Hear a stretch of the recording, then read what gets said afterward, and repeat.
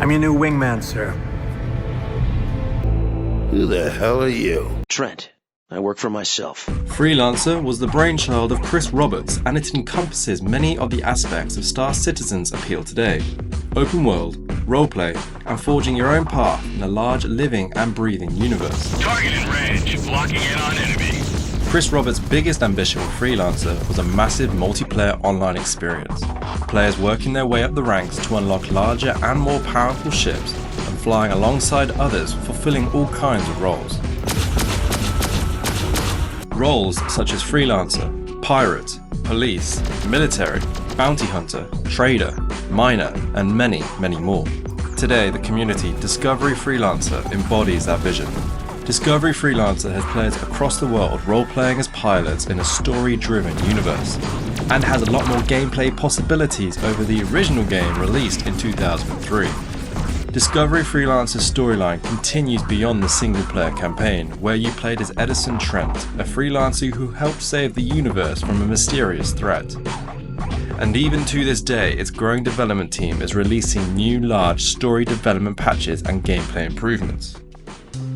Freelancer takes place in our timeline, but Earth is a long-lost memory. After losing a war over 800 years ago, several countries fled Earth and arrived to the Sirius sector. Different regions of the Sirius sector are based on Earth culture, depending on which fleeing countries settled there. Thanks to this, each region feels familiar and engaging, and some will start to feel more like home to you than others. Let's go through some of them and take note of the changing space music for each. The House of Liberty settled in systems which have a dark blue tone, and the stars and stripes are everywhere. As you probably guessed, Liberty's descendants came from America. Britonia settled in systems with a dark red and blue tone, and its ships have a sort of fish design, Britain. Kusari settled in systems with a light blue tone, and its ships are inspired by Japanese architecture. Rhineland settled in mostly dark green systems, and its ships have a strong militaristic look, Germany. Corsairs and outcasts, who originally arrived on one ship, split up and have feuded ever since. Their heritage is Hispanic. And lastly, the House of Gallia, which is new to Discovery Freelancer, has blue and purple tone, France. Each region is also home to its own lawful and unlawful factions. For example, in the House of Britonia, the Britonian armed forces are constantly battling with the pirate faction, the Mollies, whose lore is inspired by old British miners. Weapons are ready. I see my target. You get the idea. One of my favourite things about Freelancer's world building is NPC ships and stations talking on the radio, to each other and to you. It creates the feeling that you're a small part in a large living universe. This is Liberty Police, Delta 11. We're en route from Battleship Missouri. Simply, when you create your first character in Discovery Freelancer, you will be a freelancer. A fairly neutral pilot who can travel to most systems and visit most bases, but not all. You will have a wide but shallow range of possibilities. To purchase better weapons, haul special cargo, or fly more desirable ships, you will choose a faction to fly for, whether lawful or unlawful. Every action you take in the Sirius sector will affect your reputation with other factions. Destroy a pirate, your favourability with the police will go up.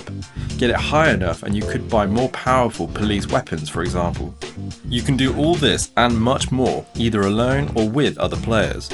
Groups of players can form their own factions and fly together to fulfill their faction's primary aims. A large part of the gameplay in Discovery Freelancer is the roleplay. And roleplay helps maintain the immersion of being a pilot in the Sirius sector, and it is done by typing. In Discovery Freelancer, it is as simple as only typing what a pilot would. Basically no smiley faces, lol, or referencing, say, the forum. If you want to talk out of character, just give it 2 slashes before your message. And secondly, flying your ship in a way that your faction does. It doesn't look good when the police start shooting other police, for example. You can find more about your faction in the faction ID card in your inventory. These roleplay foundations have helped build a lore-rich universe with players banding together for common goals. For example, defending against a band of pirates, becoming the richest corporation, assaulting a base or strategic area alongside a military fleet, and so much more. You can easily enjoy Discovery Freelancer flying solo and not typing much at all to anyone, instead simply enjoying what the serious sector has to offer. But for the best experience, I recommend you talk to those around you on your radar. You will meet a lot of interesting characters and may just get invited to join their group, and then a whole new world of gameplay experiences opens up to you. Thanks to so many new faction-specific ships, weapons and equipment being released by the Discovery Freelancer team, it's also a feature to only fly using technology that your faction uses. It's fairly straightforward. For example, if you're a military cruiser, you don't want to be equipping a pirate cruiser turret. If you did, you'll get an energy output penalty due to incompatibility. I'll put a link to the tech list in the description box below.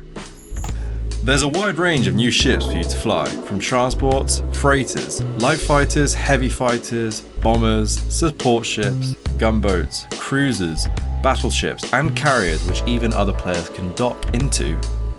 Each class of ship now has a wide range of unique weapons and equipment, giving you countless possible loadouts. Some of the more notable gameplay features players work towards include jump drives, which allow you to create your own temporary wormhole from one system to another, perfect to try and move around unnoticed. Cloaking devices, which allow you to turn your ship invisible, perfect for sneak attacks. And player-owned bases, which are semi-permanent structures built by players. They can be upgraded to operate as a commodity shop, storage, refinery, shipyard to build new ships and equipment. Player-owned bases have a daily 2-hour window, which is when they can be attacked by other players. To siege a player-owned base, you must declare it with advance notice on the forum so defenders can organise. Sieges result in massive battles which are a lot of fun. Most of the daily conversations happen on Discord, and long-form conversations and all roleplay takes place on the forums.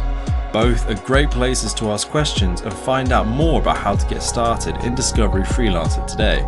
I'll link them below. This year, the rules and the roleplay expectations of players has been simplified and cut down, making it easier than ever to join as a new player. And there is a major push to host regular, large-scale community events for everyone to take part in, resulting in some really fun moments. Also, a new tool called DarkStat allows you to easily understand all game information such as weapon stats, ship locations, base locations, commodity prices and more.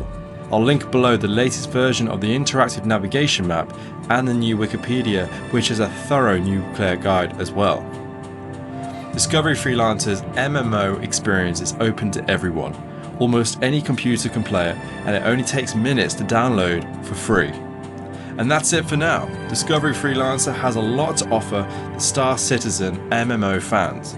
There's a lot which I haven't touched on, but they are for you to go out and discover after all.